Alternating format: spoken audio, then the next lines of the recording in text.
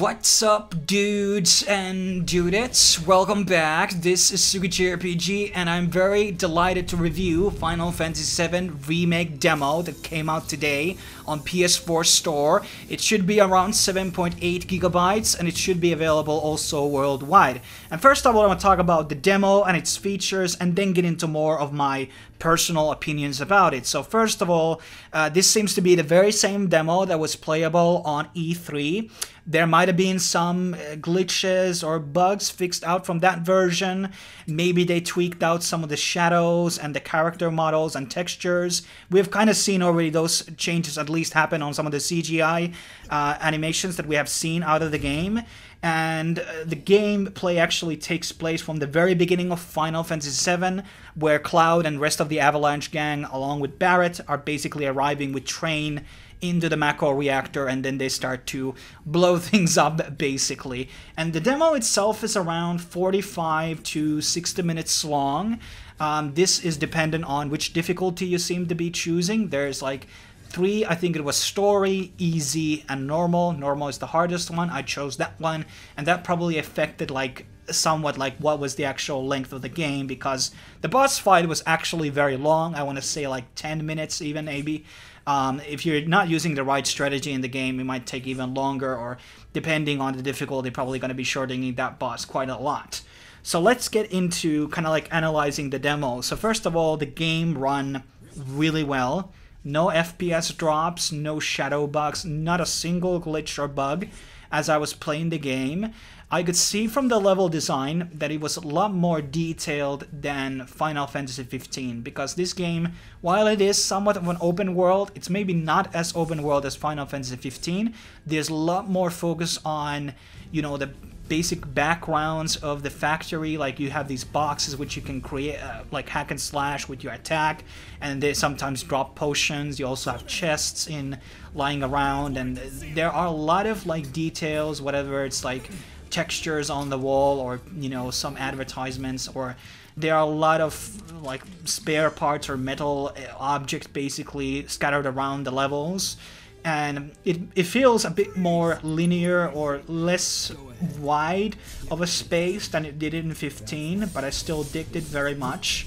And the overall like atmosphere of the game, it seems to be very realistic to the original design, and I think it's very faithful. The music, which has been leaked by the way, the whole soundtrack of the first game apparently, also very good. They have remixed some of the tracks and they sound amazing. The quality of the sounds are really high. The audio is really good. There is no Japanese audio in this demo, sadly, but the English dub is really excellent. So usually I'm the guy who goes with the Japanese dub, but this time I have to say the English one's really good. In case of 15, I did play it with both languages and I swapped them around, and I hope that feature will be available with the full game. And let's talk about a bit of the combat. So the combat seems pretty good. So problem with 15's combat, which is probably the best comparison point because they are both active time combats, is that the mana was way too, you could abuse it too much, and there was a lot of like other hacks and glitches you could like exploit in that game, which made the combat way too easy, like running away from combat. In Final Fantasy VII, there is like a guard that you can do with the weapons, so you can basically dish out some of the damage the enemies send at you. There's also dodge roll, and there's like 2 modes with every character, like a special ability, pressing the triangle button, and like Cloud has this sort of like a strong attack or heavy attack phase, and then he has like this normal hack and slash type of phase. The other one kind of block, and there's also the heavy attack also makes him a bit slower. And these are very nice tweaks and strategy, and it's like when we were looking at the combat as a whole, it looks a lot more complex, and you just can't like hack and slash your way to victory as you could in 15. So there's going to be strategy, there's going to be also items that you're going to be using, like spells. There's like limit bars and AP bars, and you have to like time these things. You're just not able to spam potions after potions. The design of the combat seems very well done. Although my biggest criticism about the game is kind of like multifaceted. So the combat takes a bit of use to use, and I think that was because I chose the default control scheme. I have to really tweak it into my own liking. I just didn't like the default buttons that they had, so that was one of the problems. And the other one, at sometimes at certain stages, because I talked about that the levels or the fight areas are a bit smaller than they are in 15, and it felt like that the camera wouldn't necessarily work on the way you want it, at least a couple of these segments. This can be very different on, you know, different places. And in 15, you also had camera problems, but those were very specific places. So there was very small camera problems in the game, but maybe there's like some buttons that I didn't try out to make the things focused, because there's an auto lock system which you can turn off, and there are many ways to like tweak the battle system to more to a liking, and I didn't do excessive tweaking on it.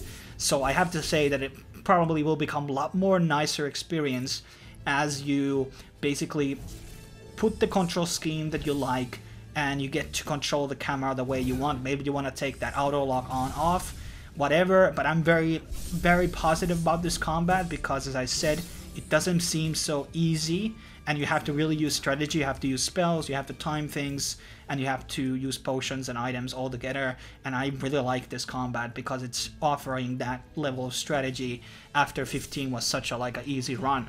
And secondly, the story obviously is told pretty much on the same way as it was, as I recall it. It's been ages since I played the original game, and I am very positive about the game right now. Sadly, on the demo, we didn't get to see materia customization or item customization at all. So you only get to experience the combat and the very basics of it and try out limit breaks. But that whole item thing and questing system and quest hubs, how open the game it is, how linear it is, the demo doesn't tell us that. So it's really up in the air, like how much you can actually roam free. Is the game broken down to chapters? How exactly it's gonna playing out? Those are questions that I'm gonna have. But from technical perspective, and I'm not running PS4 Pro, it ran really well. And only thing where you could see the detail kind of like falter, so to speak, was really with the hair. But that was not problematic. I don't care about it. I'm not so, you know, nitty-gritty about the graphics themselves. And that probably looks much better when the PC port comes out and also on PS4 Pro. And as I said, like, there's nothing to really complain about it. The combat system does take a bit of a time to get used to. And maybe after a few hours you have synced in to the remake once it comes out, you probably will be mastering it. But I didn't like the control scheme. It seemed kind of clunky. And maybe I'm just playing like Dark Souls games or whatever games, and I'm used to those button mappings, and that just changed my perspective about it. But I definitely recommend everybody to download the demo, try it out yourself, and it probably will give you a good idea. Will you want to buy the game or not? And it will probably have a lot more variety once you have 3 party members, and there's a lot more of that customization during the materials and the weapons. I don't know if you can upgrade the weapons also other ways in the game. And the summons obviously was one feature that was not on the demo itself as well.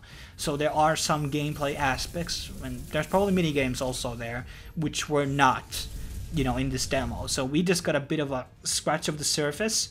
I would have personally maybe wanted to have a bit of that side questing there to kind of like give the idea how open world the Midgar is. But I'm very positive and I'm very excited to play Final Fantasy VII Remake.